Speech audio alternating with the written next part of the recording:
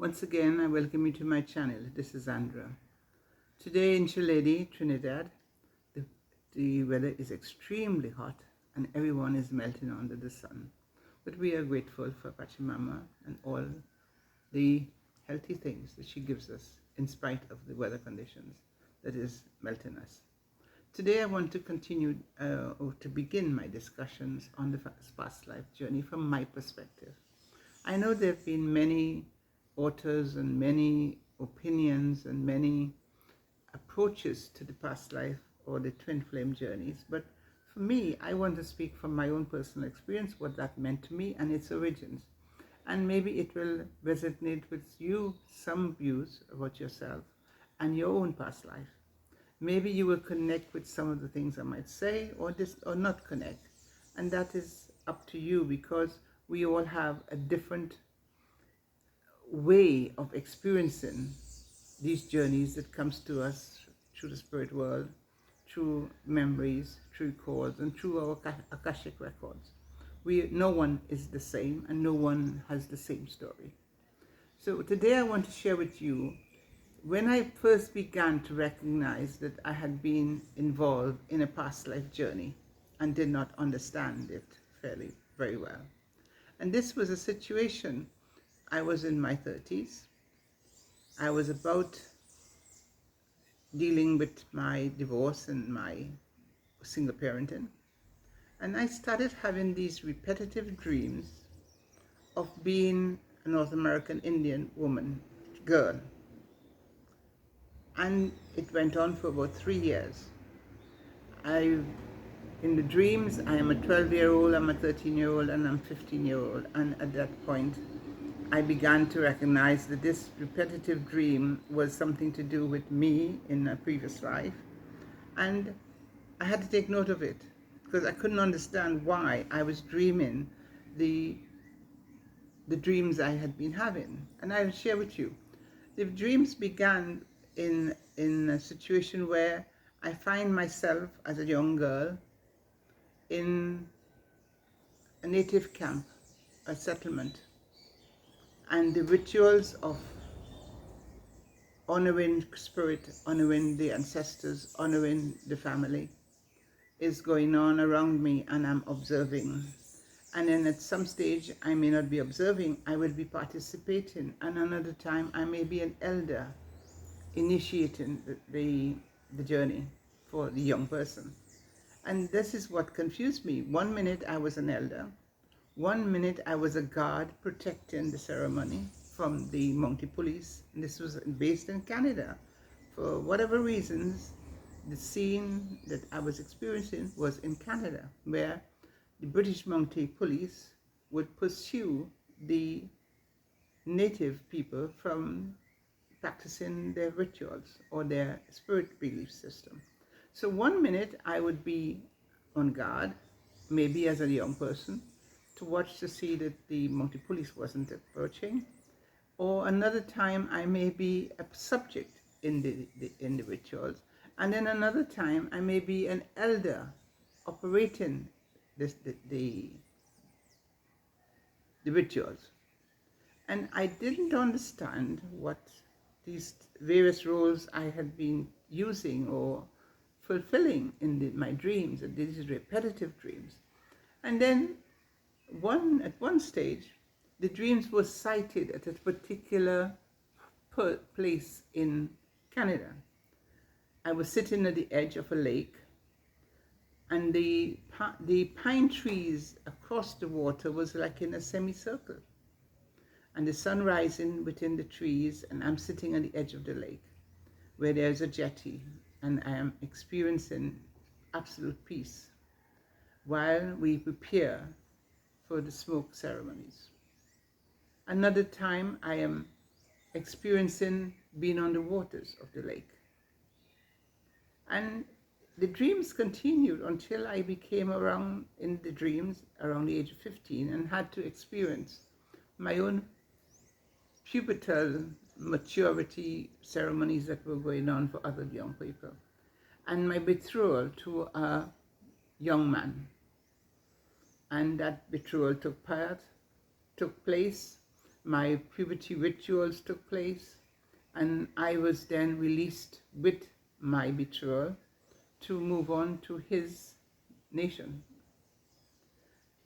In those dreams, I experienced presence of bear, I experienced presence of moose, I experienced the presence of deers, I experienced the presence of eagles above me, and the heron. Why on earth I was experiencing these things, I don't know, but this went on for 3 years. So at the final stage of the dreams, I am written off. I'm with my betrothed at the age of around 15. He is a young person himself, to another place, and the dreams stop. And then that year in my real life now, as a principal strategist, I'm preparing to attend a conference on social work education in New York, in Washington, D.C., the Schools of Social Work Education conference in D.C. And I'd go to the conference. I attend different sessions with different people, and then I attended a session with a professor from McGill University. And in that group was a young, what I appeared young, a mature North American Indian person who looked the same as the young man who I once rode away with in my dreams. And we just smiled at each other, and we carried on attending different sessions, and during the conference we will see each other across the conference halls but not have a discussion. And then towards the end of the conference we introduce ourselves with other folks, other professionals, and he is a professor from Carleton. I am a strategist from Yorkshire, but I know him. I don't know if he knows me, but I know him from my dreams. We don't exchange addresses. We separate, we go our ways. I return to England. And then the next year, I'm asked to present in Amsterdam. And I travel to Amsterdam. And who is in Amsterdam? The same person. At this point, we then introduced ourselves and got in conversation about our lifestyles and what our interests were. And we got along very well from the beginning, myself and other colleagues. And during that period, I thought, I know this person, but I don't know the person at the age he is. I know the person as a young person. That energy, that exchange between us was somebody that was known to me. And then the final day, a day before we leave Amsterdam, we are having lunch with a number of colleagues, and this person comes over to me and said, "Will you please stand up, Alex?" And I said, "Why?" He said, "Just stand up, please." So, and I argued and opposed the idea of us standing up, but in the end, everybody around me said, "Why don't you just stand up? We don't know what he wants to do." And as I stood up, he just embraced me, because he was on his way to a walk across Spain, doing the spiritual walk across Spain, and that was the end of our contact. So we exchanged details, and he hugged me and left. And everyone on the table said, "Why did he come over to hug you and not any one of us?" I said, "I have no idea." But I did not share my dream with the people at the table. I just said, "I have no idea." So he went his way, and I stayed with the conference until we all returned to our countries. And then we started corresponding and speaking on the phone. And then an opportunity came for us to work together in Turkey. He was going to deal with the males in the group, and I was going to deal with the women. And it was about rebirth and about Pachamama, and it was about learning spiritual pathways of the North American Indians, of our traditions. At that point, I wasn't aware that he was Algonquin from the Bear Nation. As far as I was concerned, I was from the Southern Territory and a descendant of the Nupuyo Nation, and with a Celtic background. and the European experience. So we exchanged contacts, and then he then arrived in England for us to go on to Turkey to do some work in Feralia, which was on a mountain in Feralia. And when he came to England, I shared with him the experience I'd had 3.5 years previously in my dreams. And he just smiled and said, that is what was happening 200 to 300 years ago in Canada, where the North American Indians were hunted down by the bounty police for fulfilling their ceremonial work.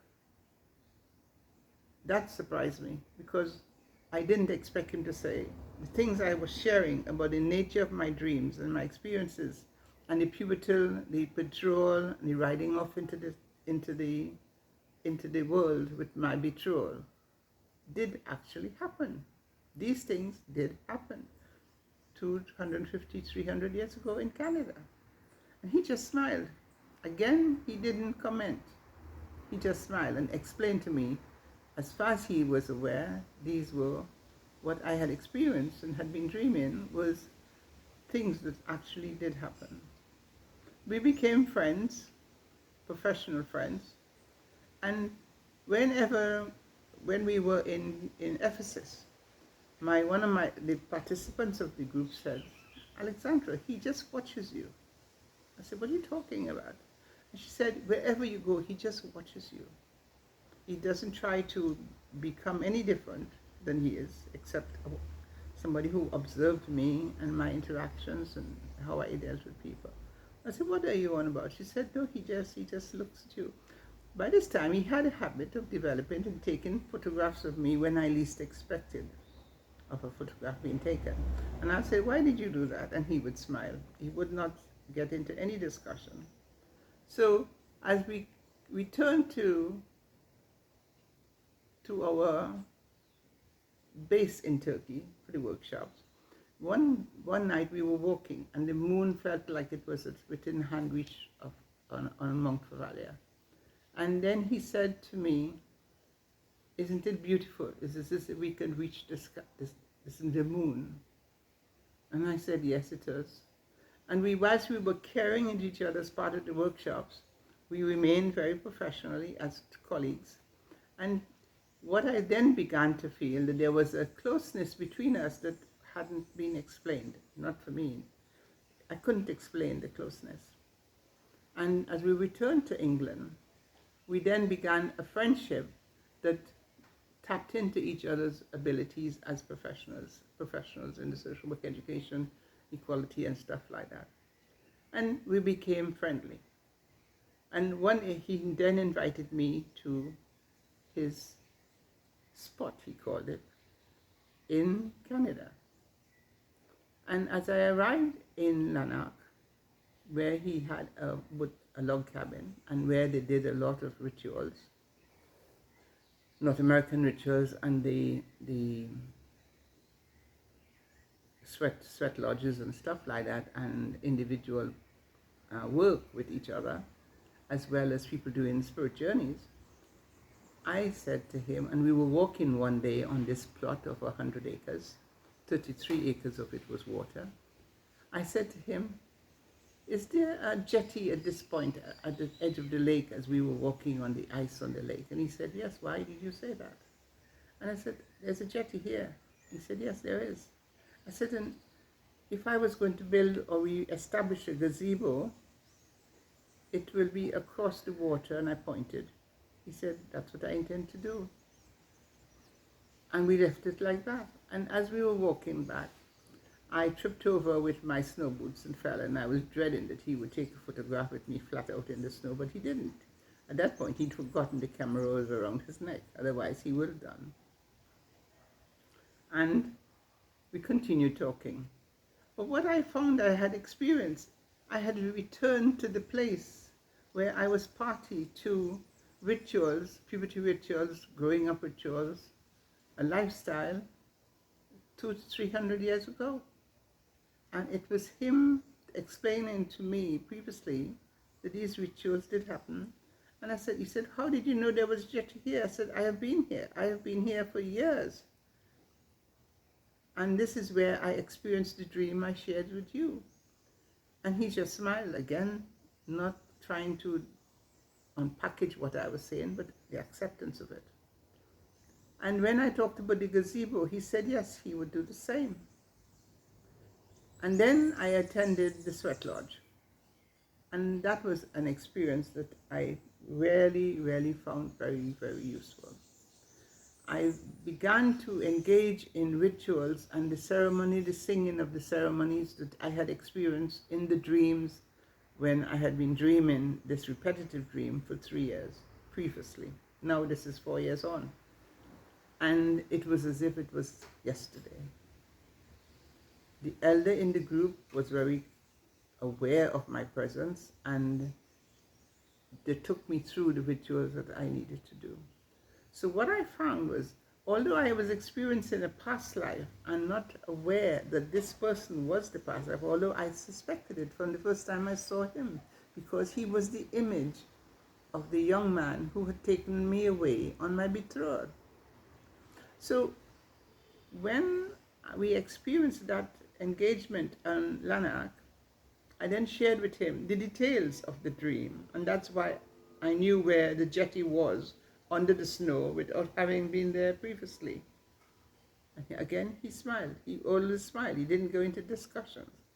What I wasn't aware of is how much I meant to him, because he also was aware of the journeying as a young man and a betrothal to someone. So what it meant to me is that in this engagement, in this meeting of two professionals from two different aspects, two different continents, came together to renew a past life, or to continue fulfilling a past life that we had not done before. In the dreams, I don't know what happened when we rode off. I don't recall that. There's no evidence. I cannot remember what happened when we were betrothed and I rode off with him. Maybe we were separated by the Americans or the Canadians or the mounted police. Maybe we were sent different separation, and we were now re-establishing contact in the real world today in that period as two adults learning and finding out about each other and re-establishing what had begun 200 to 300 years ago. That relationship became a very important one to me because it was filled with irony, respect, and knowing that did not have to be spoken about, an understanding that we didn't have to speak about, being together that we did not have to put words to. And wherever we went, if we went out for dinner or walked, people thought we were a couple. And I remember a young man in Birmingham, United Kingdom, saying to me, "How is your husband?" I said, "My husband?" He said, "Yes, the one you have dinner with." I said, "No, he's not my husband." He said, "I thought it was your husband." So people always saw us as a couple, even though we were not a couple. And then I went to Lake Spectacular one year with him, and the level of respect to me was amazing. And when I said to him, "Can we go on the lake?" he said, "No, the currents are too bad. We could be toppled over." Why I was taken to Lake Spectacular, why I wanted to go on the lake with him, and I don't swim, and why he was so protective of me, could be the reason I didn't understand where the relationship went to once we were betrothed. And maybe there was an incident on the Lake Spectacular. And then I visited the National Algonquin Park with him and saw the bears and saw the mooses and saw the eagles and saw the wrens. And everything I had experienced in my dreams 4 years earlier was actually happening in the real. And to me, that past life journey was me remembering, me experiencing something that needed a conclusion without a conclusion. Because We remain friends to this day. And if he is still alive, because he had health problems, we would be the same couple that everybody thinks we are. Because of the sharing and the understanding between each other was never conflictuous. The learned, our experience, our professional belief systems was also part of our existence. So I want to share with you that past lives don't necessarily mean that we end in conflict or it ends in disasters.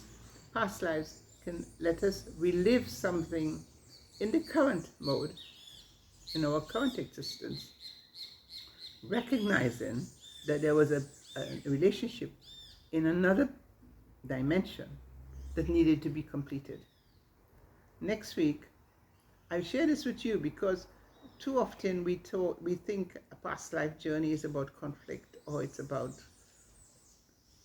confusion, it's about torn emotions, and about hurt.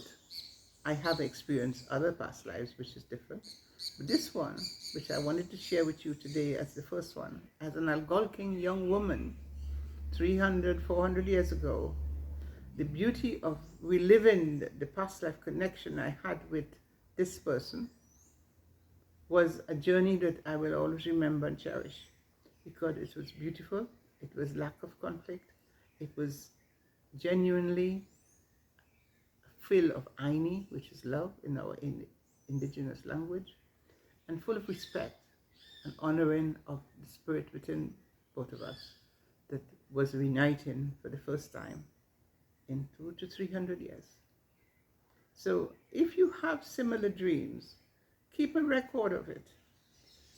Keep a record, because you don't know the day you might then encounter the individual or individuals of that dream, and then make sense of what it meant to you.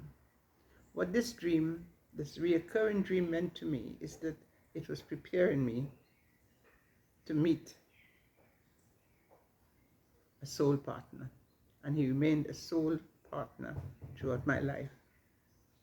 So I thank you again today. If you have any comments, please like and subscribe if you like what I've shared, and I'll continue the soul life journey next week in embracing some of the things I learned from that journey. I thank you today and say goodbye. Bye.